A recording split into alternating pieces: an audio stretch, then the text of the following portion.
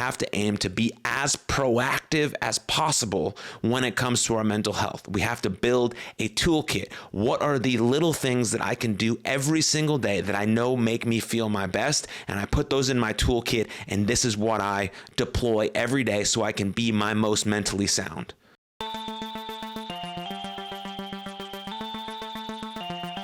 Hello, my friend, and welcome to Something for Everybody. My name is Aaron Mashbitz, and today is a solo episode.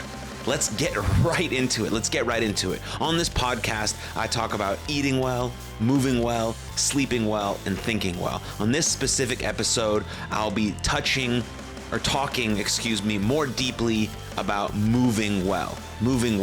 The purpose of physical activity goes way beyond weight loss or hypertrophy or getting bigger. It's an investment. It's an investment in your overall wellness, a potent tool for our mental health, and a route to enhance longevity and health span.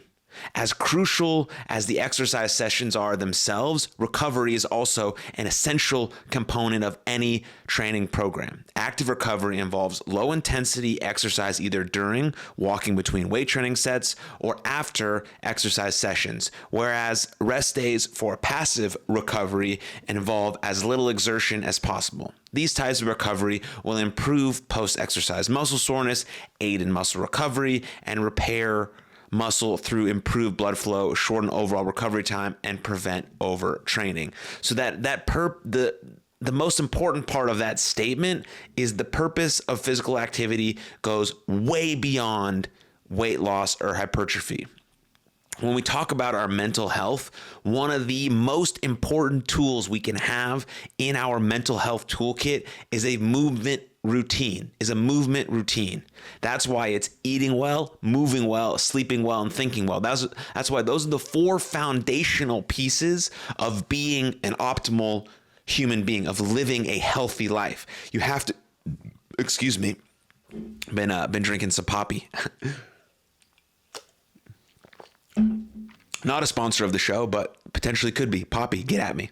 Anyways, that's why we're talking about eating well, moving well, sleeping well, and thinking well. And moving well is a core foundation. If you're not moving, you will ultimately die sooner. That's just a fact. Let me hear that. Let me say that again. Absorb this fact. If you don't have a movement pattern, a movement practice, something you do to keep your body moving, you will die sooner. Peter Attia talks about this in his new book, Outlive, talks about health span and lifespan, talks about one of the most key components for being able to do things when you're 80 is that you have to start working on them when you're 50. And as we age, we drastically lose muscle mass. So we have to really focus on lifting weights. Has to be part of that because our bone density will decrease. Go back and listen to the episode that I did with Dr. Rachel McGuire. We talk about this extensively. Go back to the episode I did with Dr. Jay Wiles. We talk about mental health related to movement. All of these things are backed by real science. You have to have a movement routine. It's not just a bunch of gym bros telling you that you need to go to the gym more often. It's real people, doctors who have studied this stuff for years on end, telling you that you have to move your body. You have to find a movement routine. You have to voluntarily choose to do hard things so that you can armor yourself for the long haul. That's a very important note when it comes to these things, right? Because getting into good physical condition takes effort, it takes patience, it takes time, it takes persistence, it takes diligence, it takes all of these skills and values that we can then extrapolate and move into the rest of our lives. I learned all of that in the gym. I started going to the gym when I was 14 years old, and it changed my whole life. And I don't know where I would be if I didn't start going to the gym and learning these values and learning these traits and learning hard work and learning that you get the things that you earn, like a good body or a strong mind or a big bicep, whatever it is, right? You have to earn those things by doing the persistent hard work, being in the trenches day to day. You're voluntarily choosing to suffer so that when it's involuntary suffering, you've armored yourself for the battle even more. That's what the gym taught me. That's why I'm so persistent about getting these young men these young men and these young boys in the gym, working out, lifting weights. Now, there's a multitude of things that you can do that allow you to move your body. Zumba, dance, rock climbing, jujitsu, other martial arts, running, CrossFit, lifting weights. Whatever it is, you have to have a movement pattern, but something in there has to be about you lifting heavy weights and putting them back on the ground. It's amazing for your body and helps you with a healthy longevity and healthy lifespan so you can live for a long time, but also the quality of your life is not decreased by your inability to move or pick up things or things like that. And there's a lot of stuff with dementia and onsetting that and how lifting weights helps with that. There's also an interesting study that I just read that exercise alters the genes of your unborn child. How? By altering the chemistry of DNA in sperm and egg cells. Very, very interesting, right? In this study, the researchers showed that exercising twice per week on a treadmill at a high intensity for 23 minutes sessions for 3 months was enough to produce gene changes in the sperm DNA that may affect cognition. Wow. So this underscores a very, very crucial idea. It's now thought that children can inherit these modifications, providing lifetime advantages. Physical activity induced genetic changes play a key role in positively influencing the brain function, cognitive behavior, cell growth, and energy production in their offspring.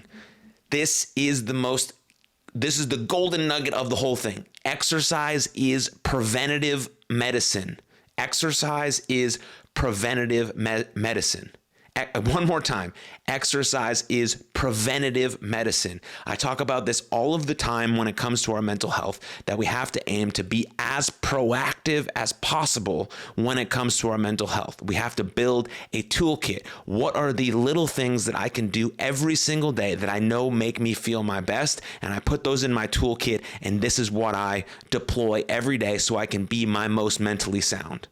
We have to do that for our physical health, because in our mental health toolkit has to be things that allow us to eat well, move well, sleep well, and think well, right? The foundational tool, which we talked about at the beginning, which is recovery, is this idea of sleeping well. We have to prioritize our sleep, because that gives us the energy to go out and make the best choices for the long term, right? What's self-care is a commitment to our future self. What is self-love? I think it's the same thing. I think self-love is a commitment to our future self. So what decisions are we making right now in the present moment to think about this first order, second order thinking, these compounding effects downstream? What is my life going to look like in 30, 40 years? Do I want to be able to pick up my children or go on vacation or do all of these things that I could potentially do with my life? I have to start thinking about them now so that my lifespan is quality. You want a well-lived life, you have to think about that exercise is a preventative medicine. It's a preventative medicine. All the time these days, we're prescribing medicine, pills. Well, what we should be doing is we should prescribing ourselves a sleeping routine, an eating routine, a movement routine, and a thinking routine. Those are the prescriptions we should be giving ourselves. What can I do to eat better? What can I do to move better? What can I do to think better? What can I do to sleep more efficiently and more effectively? All of these tools are out there. I talk about them extensively on this podcast. You can also go to Huberman's podcast. You can go to Peter Attia's podcast. You can go to Chris Williamson's podcast. All the information is out there. You just have to absorb it, take it, and put it into practice, because the most important piece of everything is action, action, action. I talk about another 3-step approach, which I think is extremely relevant to this idea of exercise is a preventative medicine. If exercise is a preventative medicine, then we have to be aware of that. We have to accept that, and we have to act on it. Awareness, acceptance, action. If you are not feeling the way you want to feel, if you're not in the shape you want to be in, if you can't do the things you want to do, if you get very winded going up a flight of stairs, all of these things, that's okay. You first have to recognize that, because we can't change anything unless we know we want to change it, or unless we first recognize that it's there. Then we have to accept the fact that this is where we're at. We have to accept the fact that this is where we're at. Yes, if you can't walk up a flight of stairs without getting winded, you have to accept that fact. That's just your starting point. It's not embarrassing. It's not sad. It's not weak. It's just your starting point, and that's all that matters. It is for you. In a few episodes after this, in the coming new year, we'll talk about goals and we'll talk about resolutions and all of that stuff and outcomes and how we can really focus on the process of it all, because that's our competitive advantage, focusing on the process, enjoying doing the thing, not chasing after some distant outcome all the time. But coming back to the point of acceptance, like accepting that this is your starting point, accepting that it's really hard for you to tie your shoes, or accepting that you can't bend over, or accepting the fact that you can't do a push-up, or whatever it is. Or your goals are more lofty than that, your fitness level is a little more exceptional than that. It doesn't matter what your starting point is. It matters that you are aware that you want to make a change, or you're aware that you need to make a change. Right? You accept the fact that this is your starting point. You fully recognize that this is it. Your 2 feet are stamped in reality, because you cannot fight against reality. You always lose. This is reality. This is my starting point. Now, the third and most important step is action. Action, action, action. Every single day. Every single day, doing something to eat well, move well, sleep well, and think well. Right? Life can be very complicated with a lot of different things, especially if you consume a lot of self-help, personal development type of content. It can be everywhere. You can feel like there's so much information you don't know what to grab onto. I'm trying to make it as simple as possible for you to digest right here in this moment. Think about 4 things. That's it. Think about 4 things: eating, moving, sleeping, and thinking. That's it. Yes, there's other branches that come out of those things, but eating, moving, and sleeping are very self-explanatory. Try and eat the best foods you can about 80% of the time. Move your body every single day. Every single day. You have no other option. You will die sooner if you do not move your body. And think well. Or sorry, the third one that's very self-explanatory, sleeping well. Prioritize your sleep. I've done a bunch of episodes on that. So is Huberman. He's done a bunch of episodes on really diving in on sleep. You need 8 hours of sleep. Okay. And then the fourth one is thinking well. That's a little more complicated. There's more branches to that. That's building an optimism practice. That's thinking about your mental skills. That's thinking about your gratitude. That's thinking about how you breathe. Like all of those things go into that. Again, I've talked extensively about some of those things on this podcast as well. But if we can really dial in on eating well, moving well, and sleeping well, then we'll be able to think well. We'll be able to have clarity of mind. We'll be able to make the right decisions. We'll be able to think about the downstream effects of our decisions. We'll be able to have this awareness, acceptance, action, 3-step approach to changing the things in our life. But really, the number one thing you can do to improve your life is to stop doing things that make you feel like shit. The number one way to improve your life is to stop doing the things that make you feel like shit. So what do you have to do? You have to become aware of the things that make you feel like shit. You have to accept the fact that you do them too often and you haven't made a change yet. Because if you're not changing it, you're choosing it. If you're not changing it, you're choosing it. And so you're aware of it. You accept that it needs a change. And now you go into action. And action is about baby steps.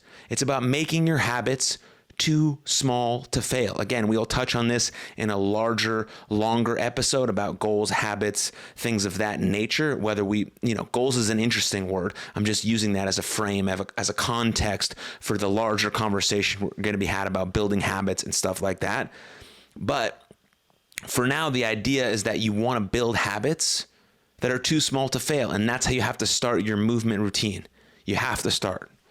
If all you're doing is walking for 10 minutes 2 times a day, that's fucking incredible. Celebrate that. That's like me. That's like me. But you have to build on that. You have to build on that. You have to move your body. You have to lift heavy things and put them down. You have to stretch. You have to gain mobility. You have to have stability. Like there's so many things that you have to do, but you have to start doing them. Yes, I know it seems daunting and like, holy fuck, there's so much stuff. But you have to simplify it down into little things that you can do each and every day that are in your mental health toolkit, that are in your physical health toolkit, that are in your overall, I'm becoming the best version of myself toolkit. And again, simplify it down. Simplify it down.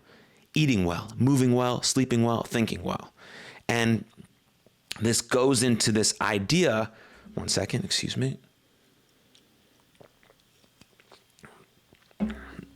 This goes into this idea of doing hard things, right? That's really what physical fitness is about. That's really what physical activity is about. There's this concept of chosen and unchosen suffering. Every single one of us in our life will experience unchosen suffering, things that we did not ask for. Heartbreak, rejection, setbacks, death, sickness, car accident. All of these things will happen to every single one of us. And it's hard, and it's unchosen, and it's random, and it's difficult, and it'll knock you the fuck down. How do you get back up every single time? How are you the person who is built in themselves that I can get back up every single time? Well, it's what you do outside of that voluntarily that is hard. It's what you choose to do. It's voluntarily suffering. It's your chosen suffering. Your chosen suffering. Now, maybe suffering isn't the word that connects with you deeply, but it's doing hard things voluntarily. It's doing hard things voluntarily.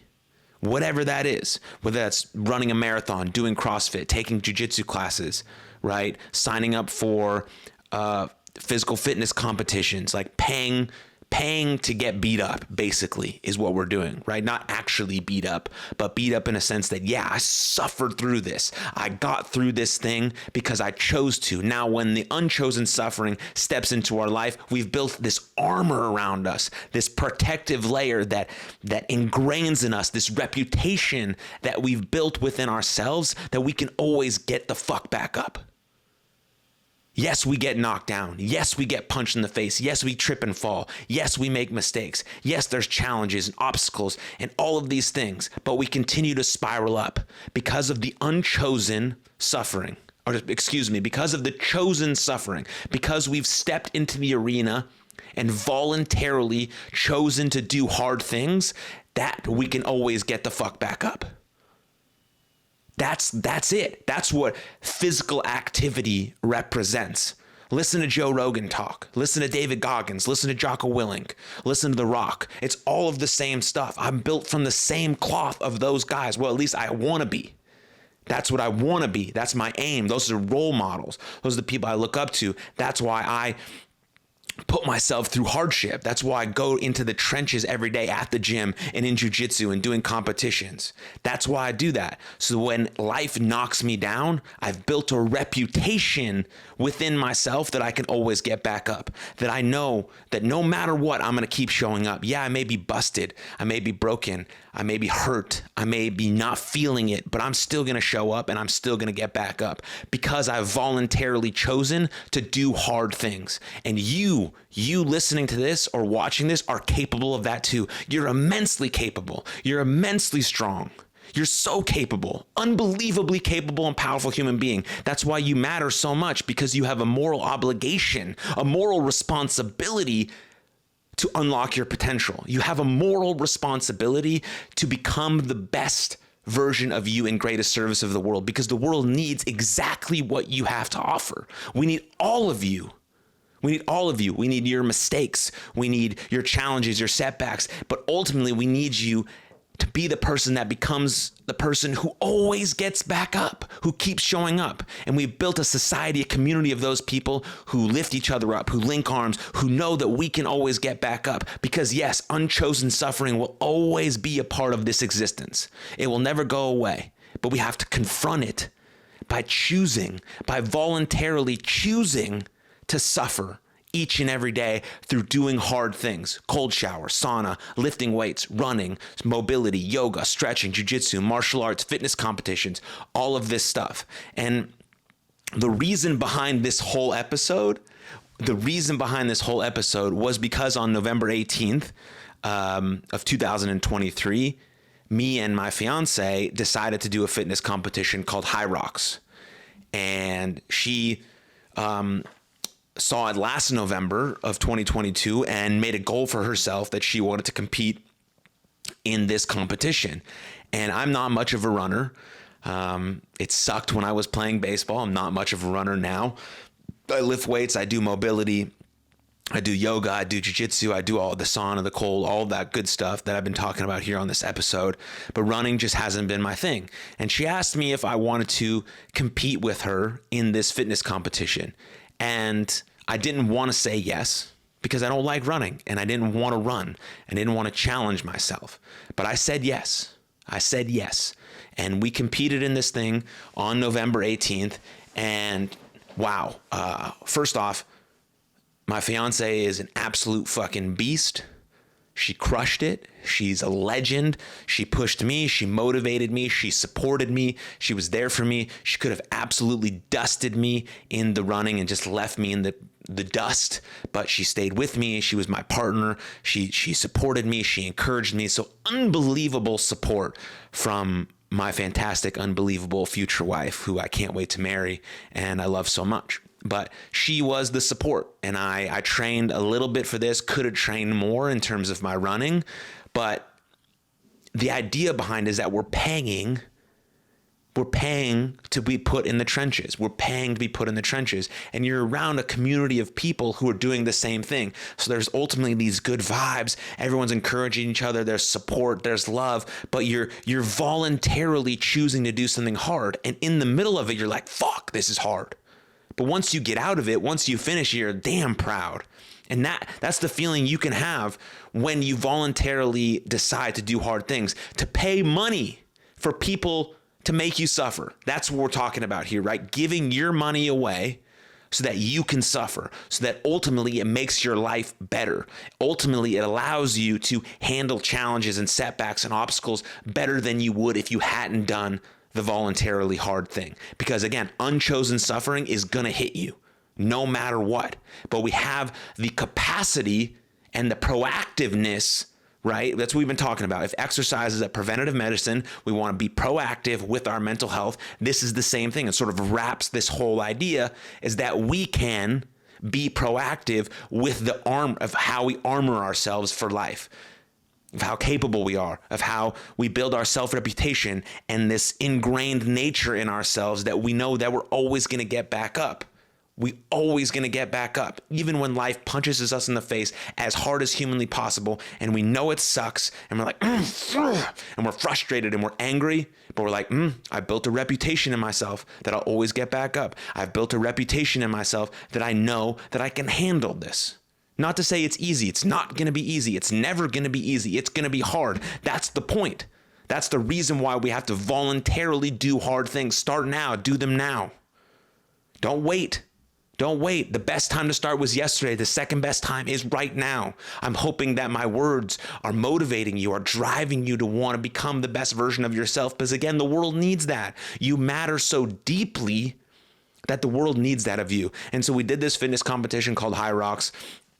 Quick snippet about it in case you want to compete in it, right? Hyrox combines both the running and functional workout stations where participants run 1K followed by one functional workout station repeated 8 times. And it was hard. It took us an hour and 30 minutes to finish it. Our friends that we did it with finished in an hour and 11 minutes. They fucking crushed it. Shout out to JT and Anna. But it was hard. I had to walk some of the laps. The functional workout stations were fun. We cruised through those because my fiance is strong as shit. She's very strong.